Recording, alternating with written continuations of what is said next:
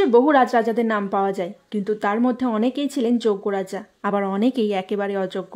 আজ আমি আমার ভিডিওতে এমনই একজন যোগ্য রাজার ইতিহাস আপনাদের সামনে তুলে ধরার চেষ্টা করব। সেই রাজার নাম ছিল হর্ষবর্ধন। চলুন শুরু করা যাক তাহলে আজকের ভিডিও। বিষ্ণুগুপ্ত ছিলেন গুপ্ত সাম্রাজ্যের শেষ সম্রাট, আর তারপরই গুপ্ত সাম্রাজ্যের অবসান ঘটে। শুরু হয় পুষ্যবতী সাম্রাজ্য। একে বর্ধন সাম্রাজ্যও বলা হয়। এই সাম্রাজ্যের রাজধানী ছিল থানেশ্বর। এখন এটি হরিয়ানাতে অবস্থিত। পুষ্যবতী সাম্রাজ্যের প্রথম রাজা ছিলেন নারাবর্মন। হুনরা সেই সময় ভারতে প্রচুর পরিমাণে অত্যাচার চালাতো, লুটপাট করত, হত্যাও করত। এমনকি নারীদেরকেও ছেড়ে কথা বলতেন না, নারীদেরকে ধরে নিয়ে চলে যেত। সেই সময় পুষ্যবতী সাম্রাজ্যের রাজা ছিলেন প্রভাকর বর্ধন। উনি হলেন চতুর্থ রাজা। প্রভাকর বর্ধন হুনদেরকে আটকানোর জন্য এক গুরুত্বপূর্ণ ভূমিকা নিয়েছিলেন। প্রভাকর বর্ধন বিয়ে করেছিলেন যশোমতীকে। ওনাদের ছিল 3 ছেলে মেয়ে। বড় ছেলে ছিল রাজবর্ধন, ছোট ছেলে ছিল হর্ষবর্ধন ও মেয়ের নাম ছিল রাজশ্রী। হর্ষবর্ধন জন্মেছিলেন 590 খ্রিস্টাব্দে। প্রভাকর বর্ধনের 2 ছেলেই ছিল অত্যন্ত গুণী এবং পরাক্রমী। যুদ্ধবিদ্যা, তলোয়ার চালানো, ঘোড়সওয়ারিতে ছিলেন অত্যন্ত পারদর্শী। প্রত্যেক রাজবংশের নিয়ম অনুযায়ী বড় ছেলে রাজা হয়, কিন্তু রাজবর্ধন ছিলেন একটু আধ্যাত্মিক মানুষ।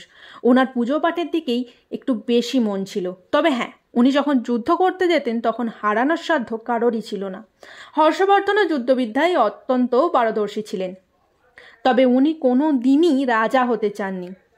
সাথে হর্ষবর্ধন ছিলেন অত্যন্ত দানবীর। রাজকুমারী রাজশ্রীও কিন্তু কোনো অংশে কম ছিল না। গান বাজনা শিল্পের প্রতি তার ছিল আলাদাই একটা টান। 3 ভাই বোনের মধ্যে অত্যন্ত মধুর সম্পর্ক ছিল। তারা নাকি একজন আরেকজনের জন্য জীবন পর্যন্ত দিয়ে দিতে পারত। প্রথমের দিকে কিন্তু বর্ধন সাম্রাজ্য এতটা বড় ছিল না। প্রভাকর বর্ধন চেয়েছিলেন তার রাজ্য কনৌজ পর্যন্ত নিয়ে যেতে।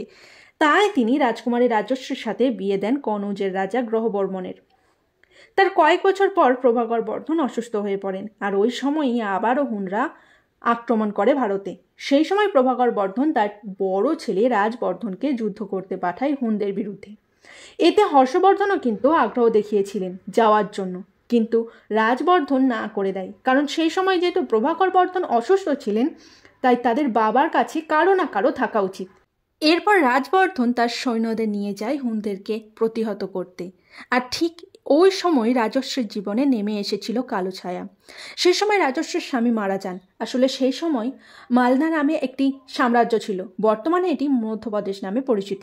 এই মালনা সাম্রাজ্যের একজন রাজা ছিল দেবগুপ্ত।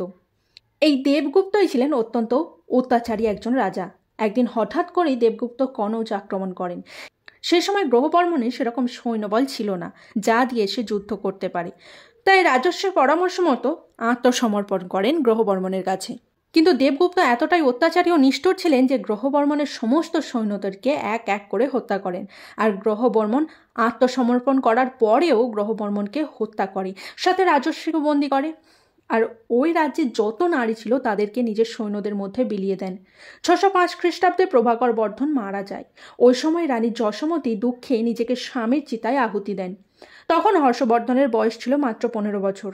রাজবর্ধন যখন হুনদেরকে দমন করে ফেরেন, তখন এসে ওনার মা বাবার মৃত্যুর কথা শুনেন এবং ভীষণ ভেঙে পড়েন আর সন্ন্যাস নেওয়ার কথা বলেন।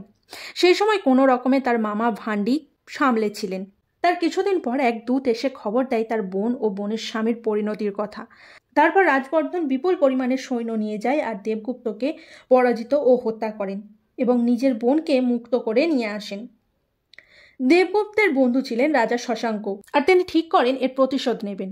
এদিকে শশাঙ্ক জানতো যে রাজবর্ধনকে কোনো দিনই যুদ্ধ করে হারানো সম্ভব নয়, তাই তিনি ষড়যন্ত্র শুরু করে দেন।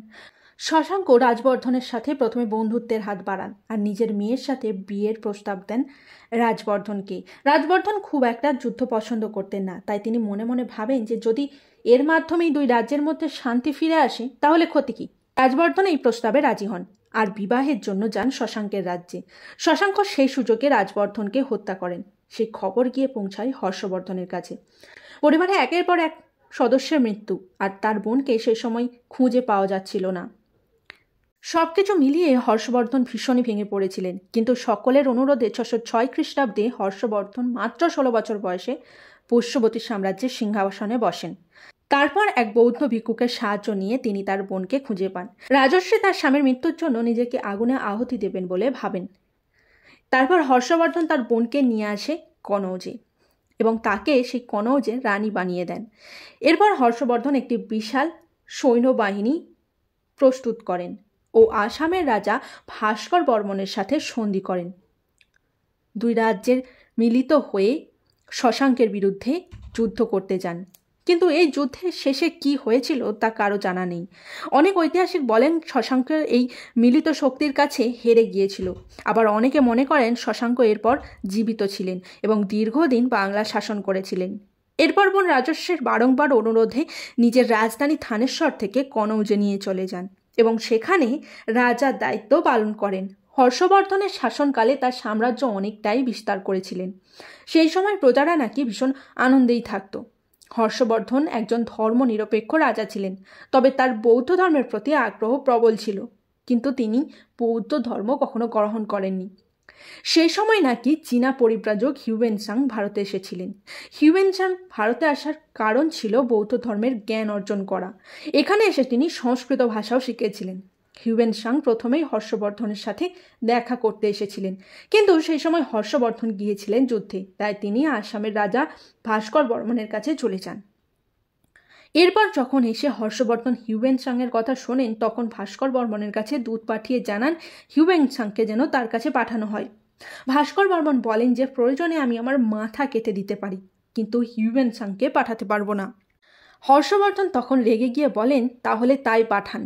এরপর ভাস্কর বর্মন হিউয়েনসাংকে পাঠাতে বাধ্য হয়। হর্ষবর্ধনের সময় নালন্দা বিশ্ববিদ্যালয়ের খুব উন্নতি হয়েছিল। তার সভাসদদের মধ্যে একজন ছিলেন বাণভট্ট। তার লেখা হর্ষচরিত ও কাদম্বরী থেকে হর্ষবর্ধন সম্পর্কে অনেক কিছুই জানা যায়। হর্ষবর্ধন নিজেও একজন পণ্ডিত ছিলেন, লিখেছিলেন রত্নভরী এবং প্রিয়দর্শিকা। তিনি পুরো উত্তর ভারত দখল করেছিলেন। উত্তর ভারতে তিনি লর্ড নামে পরিচিত। হর্ষবর্ধন দক্ষিণ ভারত জয় করতে চেয়েছিলেন, কিন্তু দ্বিতীয় পুলকেশী সিংয়ের সাথে যুদ্ধে তিনি হেরে যান আর তার দক্ষিণ ভারত জয়ের স্বপ্ন ভেঙে যায়। এটাই ছিল একটি যুদ্ধ যাতে হর্ষবর্ধন হেরে গিয়েছিলেন। হর্ষবর্ধনের রাজত্বকালে সবাই নাকি দরজা জানালা খুলে ঘুমাতো। তখন চোরের উপদ্রব একদমই ছিল না।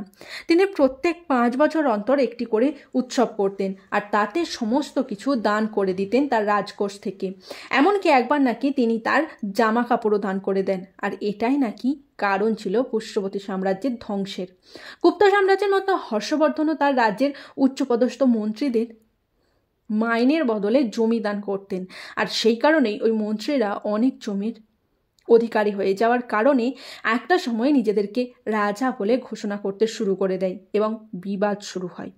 হর্ষবর্ধনের মৃত্যু কিভাবে হয়েছিল তা জানা যায়নি, তবে তার মৃত্যুর কিছু বছর পরেই পুষ্যবতী সাম্রাজ্য শেষ হয়ে যায়। এই ছিল হর্ষবর্ধনের জীবন কাহিনী। আমার ভিডিওটি কেমন লাগলো জানাবেন।